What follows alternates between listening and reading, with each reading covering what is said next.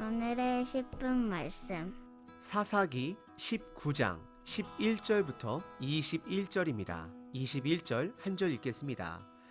그를 데리고 자기 집에 들어가서 나귀에게 먹이니 그들이 발을 씻고 먹고 마시니라. 마지막 사사 삼손 이후에는 레위인을 중심으로 한 두 개의 이야기로 사사기의 책을 마무리하고 있습니다. 그중 첫 번째 레위인의 이야기는 미가의 집안에서 제사장으로 시작하여 하나님의 뜻이 아닌 개인의 뜻대로 단지파의 제사장이 된 레위인에 대해 살펴봤습니다. 그리고 두 번째 레위인의 이야기는 19장서부터 시작된 그의 첩과에 관련된 이야기로 시작을 해 가고 있습니다. 19장에서 시작된 두 번째 레위인의 이야기는 개인의 죄에서 마을 사람들의 죄, 그리고 이스라엘 백성 전체들의 죄로 점점 확대해 가고 있음을 확인하게 될 것입니다. 그리고 레위인의 두 번째 이야기의 특징은 저자가 의도적으로 해석을 모호하게 하는 부분들이 몇 군데 등장하게 됩니다. 이것은 이 본문을 읽는 우리들로 하여금 그 당시 모든 사람들이 각각 자기의 소견에 옳은 대로 행동하는 혼란한 이스라엘 사회를 반영하고 있는 것입니다. 그래서 사사기 마지막 부분을 읽는 우리들도 혼돈에 빠지게 될 것입니다. 이것이 바로 저자 되신 성령 하나님의 의도인 것입니다. 그래서 사사기 마지막 부분을 묵상하시면서 혼돈을 느끼시게 되면 말씀을 제대로 읽고 있는 것입니다.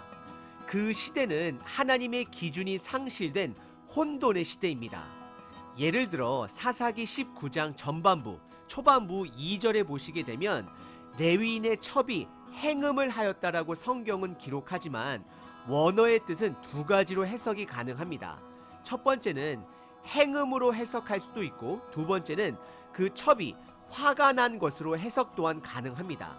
그리고 이어지는 3절에 레위인이 그 집 나간 첩을 다시 되찾아오기 위해 그녀에게 다정한 말을 했다라는 표현이 등장하는 것으로 봐서는 행음이 아닌 첩이 화가 나서 집을 가출한 것으로 보는 것이 더 자연스러울 수 있습니다. 하지만 그 첩이 행음을 했던, 화가 났던 그들의 혼란한 상황은 별반 달라질 것이 없습니다.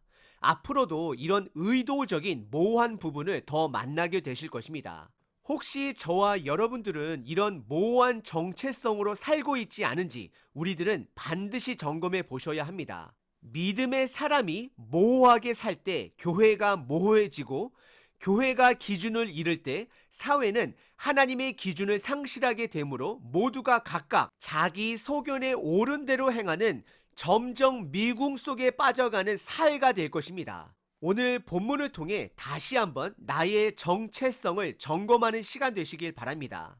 19장 초반부에서는 레위인의 장인이 그의 사위를 집에 더 머물게 하고 싶어 도가 지나칠 정도로 그에게 간청하게 하고 머물게 합니다. 하지만 그 레위인은 5일째 되는 어둑어둑해지는 그 저녁날이 돼서야 정신을 차리고 그 장인의 집에서 나오게 되었습니다.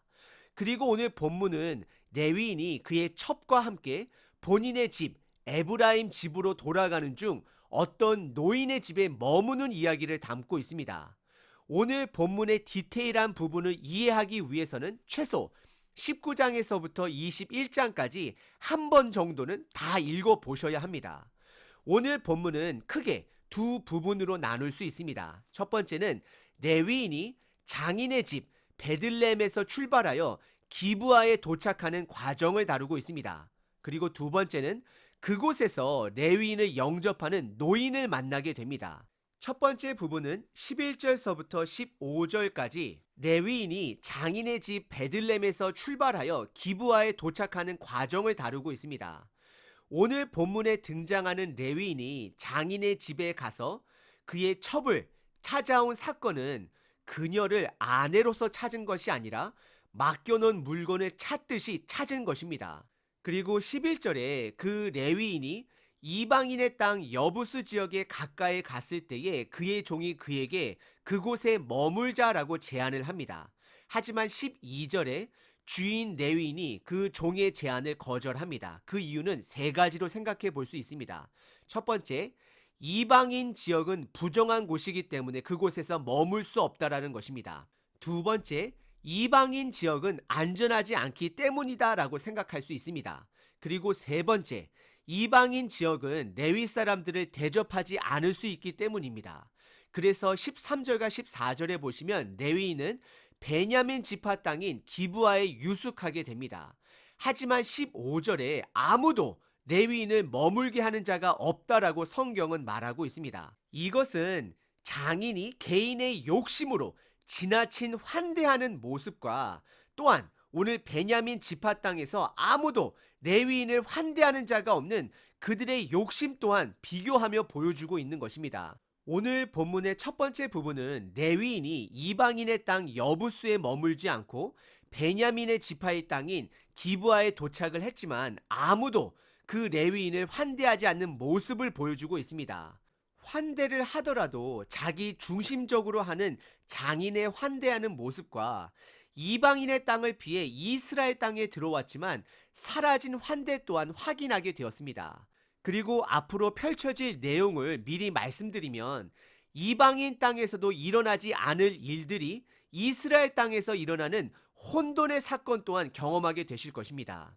그리고 오늘 본문의 두 번째 부분은 16절부터 21절까지 베냐민 지파 땅 기브아라는 곳에 한 노인을 만나는 이야기입니다. 16절에 이 노인은 베냐민 지파 사람이 아닌 원래는 에브라임 사람이지만 지금 현재 베냐민 땅에 머물고 있는 사람이다라고 성경은 말하고 있습니다. 그리고 그 노인은 레위 사람을 발견하고 어디서 왔고 어디로 가는지 17절에 묻게 됩니다. 그러자 레위인은 크게 두 가지로 답을 합니다. 첫 번째는 18절에 그는 유다 베들레헴에서 에브라임 산지 구석으로 가고 있다라고 답을 합니다. 그리고 두 번째는 19절에 그는 머물 곳만 필요하고 그의 동물 그리고 그의 첩과 종들이 먹을 수 있는 본인들의 음식은 다 넉넉하게 가지고 있다라고 말을 하고 있습니다. 단지 머물 곳만 필요함을 지금 어필하고 있는 것입니다.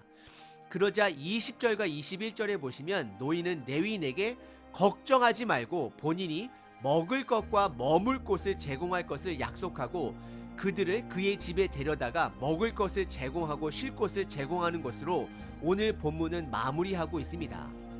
오늘 본문은 비교적 평온합니다. 하지만 이 평온은 앞으로 다가올 폭풍을 암시하고 있습니다. 다시 한번 말씀드립니다. 앞으로 살펴볼 사사기의 마지막 장에는 수많은 혼돈들이 있습니다. 그것은 저자 되신 성령 하나님께서 의도하신 것임을 깨달으셔야 합니다. 우리들의 삶에 하나님의 기준이 상실되게 되면 우리들의 삶은 혼돈이 됨을 기억하셔야 합니다. 창세기 하나님께서 세상을 창조하기 전에 땅이 혼돈하였다라고 말을 합니다. 하나님이 없는 삶은 혼돈입니다.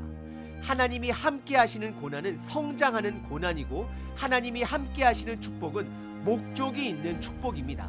하지만 하나님이 함께 하지 않는 고난은 축복은 혼돈일 뿐입니다. 오늘 하루 하나님과 동행하심으로 고난 속에서도 축복 속에서도 혼돈이 아닌 빛 가운데로 걸어가시는 저와 여러분 되시길 바랍니다.